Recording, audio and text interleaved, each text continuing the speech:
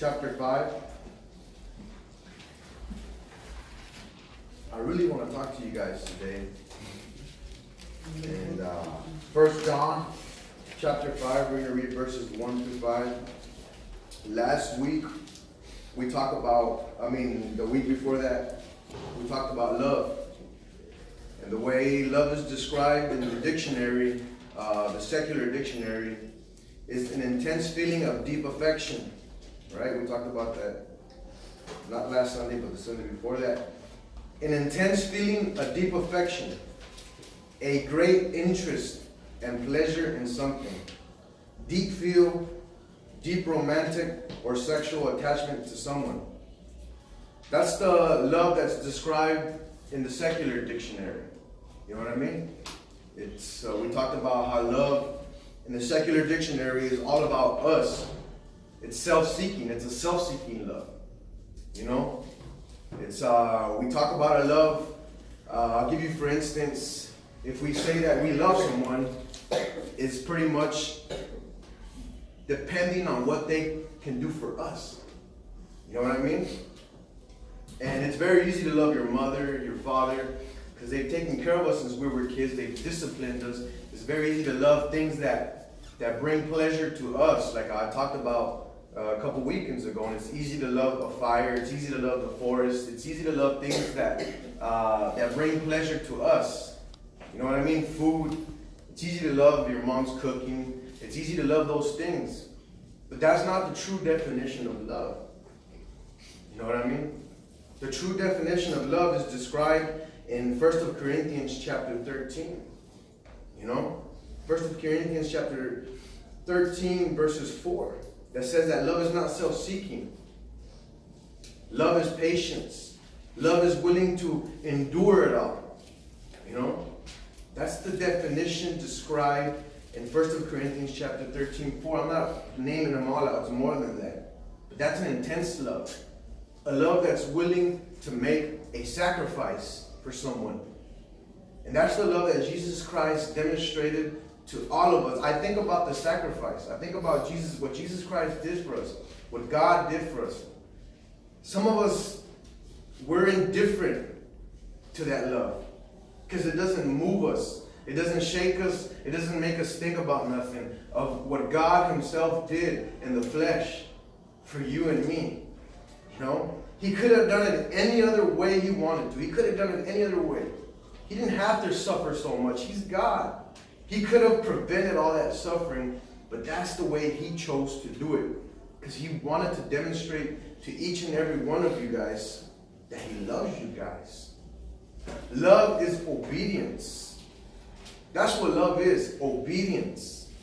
Because that's all that Jesus Christ did when he walked this earth. He was obedient to the things he established on this earth. He was obedient to the Father. He was obedient all the way to the point of death. That's love. And that's the same love that he wants you to demonstrate to your neighbors, to your loved ones, to everybody around you, at a restaurant, you know what I mean, at a store, anybody who's offensive to you. That's the same love that he wants you to demonstrate to them. Brother Marcos preached about that Friday, you know, how Jesus washed the disciples' feet. And we're talking about the creator of this world. You know, that's an awesome love. And a lot of us are indifferent to that. You know? But I just wanted to touch a little bit on love. What true love is. Love is sacrifice. And love is obedience. Obedience to what? Obedience to what the Lord established.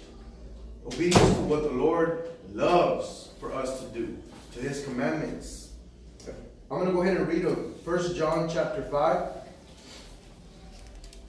It says, whoever believes that Jesus is the Messiah is a child of God. How many of you guys believe that Jesus Christ is the true, one and only Messiah, the King of Kings? Amen. Then if you believe that you are a child of God now, you know what I mean? Because you could either be a child of God or you could either be a child of Satan. It's your choice. You can't be a child of both. You have to make a choice. Who are you going to be a child of? Right? It says, and whoever loves a father loves his child also. This is how we know that we love God. All right, now we're going to jump into the word love. This is how we know that we love God. God's children's. It is by loving God and obeying his commandments. You see, God loved us so much that he satisfied the law. You know, he satisfied the law because none of us in here are righteous. None of us can satisfy the law no matter how hard we try. We could do it outwardly, we could do it religiously, but at the end of the day, we're sinners. At the end of the day, we lust. At the end of the day, we have hateful thoughts. At the end of the day, we steal, we cheat. Even though we might not do them physically, we might do them internally. So we're not righteous. Our righteousness cannot make us right with God, guys. You guys listening? So God satisfied the law. He obeyed all the commandments of the Father, and he demonstrated his love. It says, for our love for God means that obeying his commandments. You see? So your love for God means obeying his commandments. Whose commandments? Jesus Christ. Everything he ordered here on earth. That's how you demonstrate your love towards God, by obeying his commandments. Because obviously love is a sacrifice. Love is obedience, right? Love is a price. Love is not cheap. Right? Love is not cheap. If God himself washed the disciples' feet, to demonstrate what true love is, that we should do that for one another, and think about ourselves, how we are towards each other. And we say we're children of God, we say we love God, and we're so indifferent to everything he commands and teaches. Right? It says, and his commandments are not too hard for us, because every child of God is able to defeat the world. Now we're going to go into a little bit of a different message now. We're going to talk about the world, guys. We talk about love, now we're going to talk about the world. It says, and win the victory over the world by means of our faith. Who can defeat the world? Only the person who believes that Jesus Christ is the Son of God. Who does the Bible describe as the prince of this world, guys? Satan. Satan. Lucifer. I'm not going to go in depth about Lucifer, right? But Lucifer cannot submit to an order. He had a problem with obeying commandments. And he was made, if you look into the history of Lucifer, there's not very much in the Bible, but he was made perfect. Pretty much he was made, I'll put it like this, second in command, like under God. That's how perfect he was. You know what I mean? Pretty much like an archangel. I'm not too involved into knowing all the everything about Satan, because I haven't got too deep into that. But he was top of the line, perfect. And he wanted to descend into heavens to the most high place where the throne of God was. And he says, hey, I will be better than that. And I don't have to submit. So he has a lot of pride in him, and he cannot submit to laws and establishments. He's all about against that, But we're going to talk about victory. It says right here, victory over the world. Victory over the world. Right? He's the prince of this world at the moment. Satan is the prince of, and he has the power of the air, everything. He's the ruler of this world at this moment. But he's a defeated foe. He's defeated. He has this day of judgment coming. But you got to think about this, guys. In order to have a victory, you have to have what? Victory cannot exist if you don't have an opponent. If an opponent does not exist, there's no such thing as victory. Right? The definition of victory is, I don't even have it. I'm just playing with you. An act of defeating an enemy or opponent. That's the definition of victory. An act of defeating an opponent. And who is our opponent, guys? Come on, guys. Who's our opponent? The devil. Satan is our opponent. The prince of this world. And a lot of us think about Satan. Like he's walking around with a pitchfork, looking like a monster, looking scary, looking extremely ugly and scary. We're waiting for him in our closet to come and just spook us and scare us. And that is a huge lie. Because you got to remember that Satan, he was a musician. And he was perfect in every way. So he comes not ugly, he comes in beauty. And he is our opponent. That's our opponent. And a lot of Christian youth and even Christian older members are being destroyed and defeated because they're so indifferent towards their opponent. Right? Indifference, lack of interest. Does that sound like you? Or concern towards either Jesus or the enemy. So if you're walking around, guys, with an attitude of being indifferent towards your enemy, then of course you're going to be destroyed, and he's going to have you in the palm of his hand, and you're not even going to know the difference. He's going to have you in the palm of his hand. And he's destroying a lot of Christians like that. There's churches, multi-churches, there's concerts, youth everywhere, people professing and saying that they're Christian. But there's nothing Christian about them. Because they are of the world. They live in the world. They just go and have an emotional train ride when they go to all these events and break down and cry. But they are of the world. They are in the palm of the hand of the enemy. Because they don't even think they have an opponent. I don't want you guys to overemphasize, your opponent. Because he's already been defeated. Don't walk around being all afraid. No. He is been defeated. Because we have the victor with us, which is Jesus Christ. He already won the victory. And no matter what Satan does, because all he does is to rob, steal, kill and destroy, at the end of the day, he has been judged. And he has what's coming to him. He can throw all the tantrums in the world. He can try and steal as many souls as he can, but at the end of the day, he's going to pay the price, and he has a penalty coming towards him. Now the difference is this: us, each and every one of you guys. If you're walking around with lack of interest or concern towards your opponent, then he already has you in the palm of his hand. You're already sitting in the lion's mouth. And you've already been defeated. There's no type of victory in you. I would love to read this quick version, guys. The same one, John, but it's in a different version. Chapter 5, I just read it right now. And just pay attention. It says, victory over the world. And I want you to think about your life, youth. If we believe that Jesus is truly Christ, we are God's children. Everyone who loves the Father will also love his children. If we love and obey God, we know that we will love his children. We show our love for God by obeying his commandments, and they are not hard to follow. Every child of God can defeat the world. Who's the world? The enemy, right? And our faith is what gives us victory. Faith in who? In Jesus Christ. No one can defeat the world without having faith in Jesus as the Son of God. So how many of you guys are even looking for a victory? How many of you guys are even worried about an opponent? How many of you guys are indifferent to your opponent? You have a lack of interest or a lack of concern. Our opponent has been around for thousands of years, and I already said this, guys. And he is smarter than us. He can outsmart us in a heartbeat. And he will manifest himself in the most beautiful thing, and it might not even seem sinful. And that's the way he will manifest himself, to distract you from the victory, from the eternal victory. And he will do it in so many ways.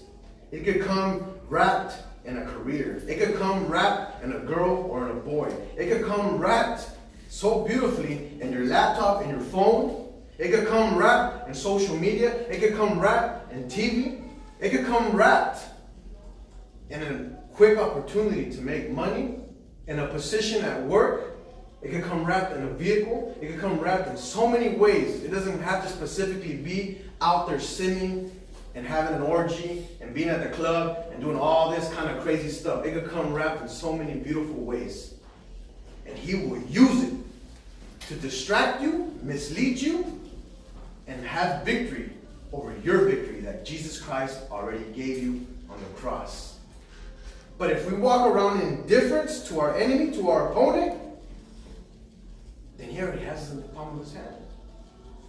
You know, the Bible tells us to be vigilant, to be sober-minded over our enemy, our opponent, the one who's trying to steal our salvation, which the only one that can give him our salvation is you.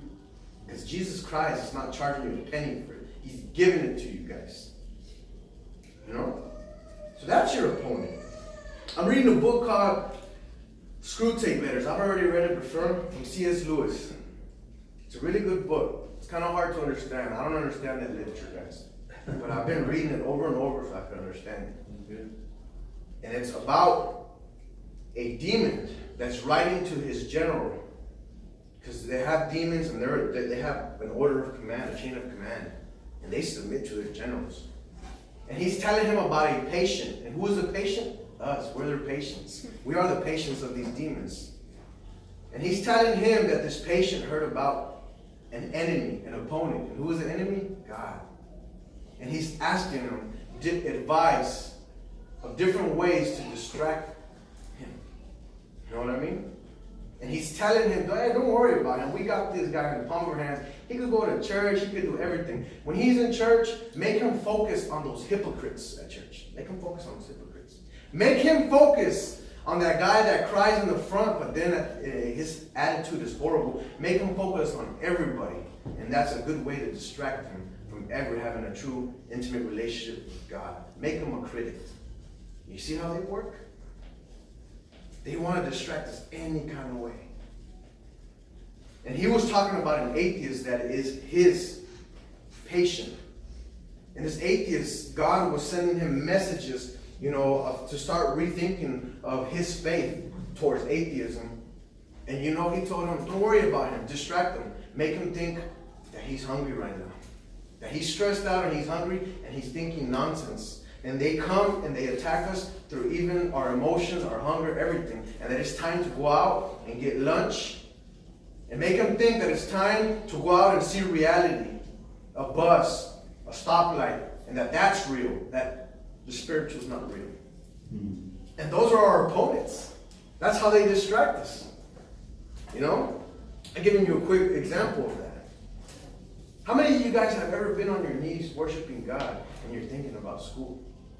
How many of you guys have been on your knees trying to praise the Lord and you're thinking about maybe a part you're going to change on your car? You know what I mean? Or you're thinking about something you have to do at home. Where do you think those thoughts come from? Because you're really worried about those things? Or do you think someone's trying to distract you from having a true intimate moment with God? Those are spirits, guys. Those are our opponents distracting us with nonsense, with things that don't matter. Last Friday, I was on my knees trying to worship the Lord because I was really upset at myself and frustrated with myself. I don't know if you guys ever feel like that. And I was thinking about this water pump that I took off my truck and how I was going to set it and put an assembly onto my motor. And I was thinking about all that when I was trying to pray.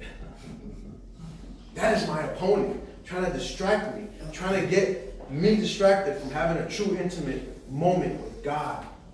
And that is real. That is extremely real. Why? Because he knows that if he destroys me, he destroys my family, my kids, he destroys the youth, he destroys everybody. Think about that, guys. These opponents try to distract us with materialistic things, with doctrine, with theology, with so many things. They're smarter than you. But Jesus Christ already has victory over all these opponents. Or maybe you're up to trying to worship and you think about this dirty thought. Or it could be a sexual thought. It's happening. It's real. And then you feel dirty because you're in church thinking about that stuff. Those are your opponents trying to make you feel dirty so that you can't even raise up your hands and praise God. Those are your opponents. And that's who the Bible tells us that we need to have victory over. I'm sorry, I'm taking a little long. Okay? Follow me to Ephesians chapter 2. We're about to be done.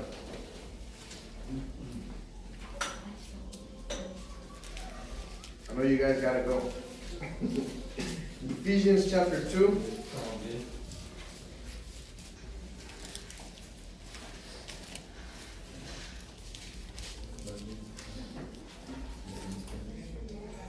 Ephesians chapter 2, verses 1 to 3. Just go ahead and listen if you don't got a Bible. In the past, you were spiritually dead because of your disobedience. Right? And sins. At that time, you followed the world's evil way. Who was the victor over? The world. Right? Satan, our opponent. You obey the ruler of the spiritual powers in space, the spirits who now control the people who disobey God. You used to do all those things and you didn't think twice about them. Actually, all of us were like them and lived according to our natural desires. How many of you guys have done that? You lived according to your natural desires. You know you're full and you keep on eating. Right? I'm going to just give myself pleasure. I'm going to just, what do you call that? When you overeat, I'm going to just do that. Just give myself. I shouldn't be talking about that, right? I'm just going to give my body all the desires. Jesus Christ fasted. He put the body under submission.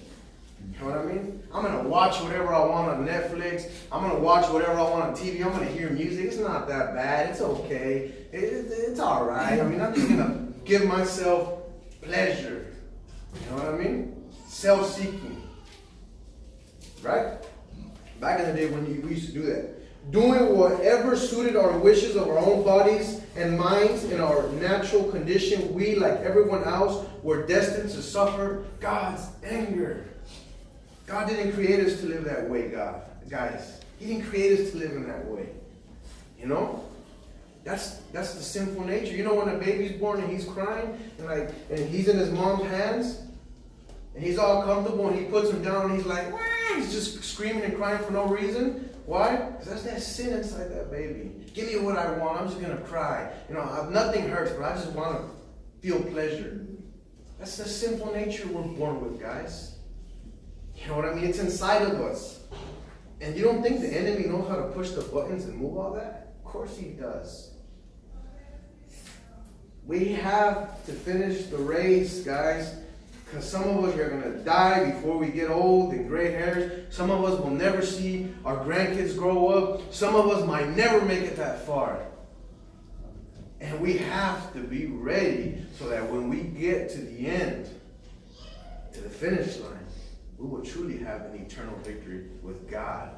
A peaceful place where our body cannot deteriorate, where nothing can be robbed and stolen, where we have complete and amazing victory. And that's the amazing victory God wants us to have. And the enemy doesn't. Some of you guys, I wish I could tell you, yeah, you're going to make it to 100. You're going to make it to 90. You're going to make it to... No, you're not. I know people that are 50 years old right now. They're like 10, 15 years away from dying. They don't know it. Or maybe 5 or 1. How many years? I'm 31. They were like this. How many more can I have left? And I want to get so caught up in the things of this world and lose all my energy on the things of this world when this is just a vacation for me. I just got to enjoy the ride and then make it to my destiny. And I want to get caught up in... That's what the devil wants.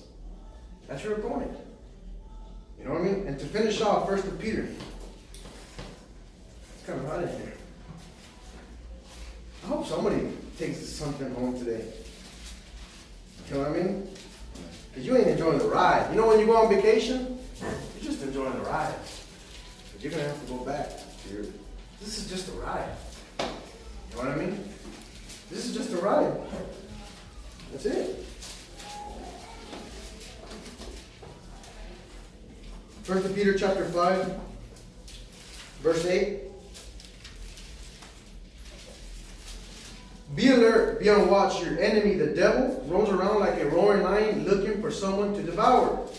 Be firm in your faith and resist him, because you know that the other believers in all the world are going through the same kind of sufferings.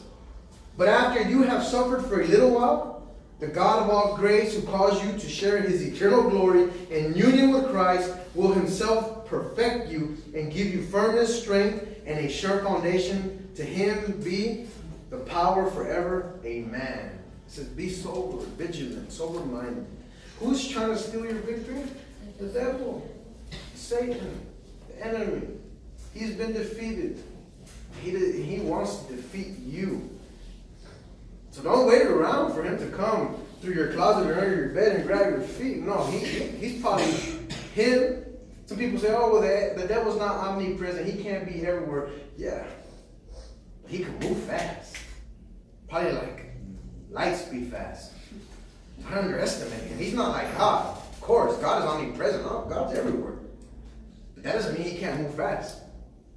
It doesn't mean he doesn't have thousands and legions of fallen angels, you know what I mean, working for him. And some of you guys are plugged in. You're plugged in.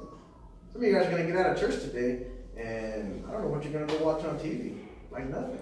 Kick back, lay down. I can't watch movies no more. Is it that I'm getting too old? No. Something inside of me is telling me it's not right. Back then I used to get out of church, even when I was a youth leader, when I first became a youth leader, and I used to go watch Sons of Anarchy. You get what I'm saying? I used to go watch that. And I used to watch it before coming to church while I was getting ready to come to church. And now, something deep down inside me told me that was wrong. Now I can't watch stuff. I try to watch movies all the way, and when I see certain scenes that are going to lead my mind to just go off different, I'm like, you know what? I'm not going to watch this no more. And some of you guys are just straight watching this stuff. The devil has victory over you. You're not a son of God. You're a son of the devil. You get what I'm saying? You can't be a son of God 50% and a son of the devil the other percent. You can't. God has something awesome for you, and it's eternal. The devil wants to steal it, and he wants you to burn in the lake of fire with him. If I was the devil, I would too. You know what I mean? I'd be upset that I don't have no opportunity, that I'm done. And that these people, these human, these creatures could sin all day, and they could just say, you know what, Lord, I am sorry, I repent of my sins, and I have faith in you, and I want to live like a son of God. And I want to inherit the kingdom. He hates that, because he only had one shot, and he blew it, and he had it all. All right, guys? I love you guys. All right? Finish off with this message.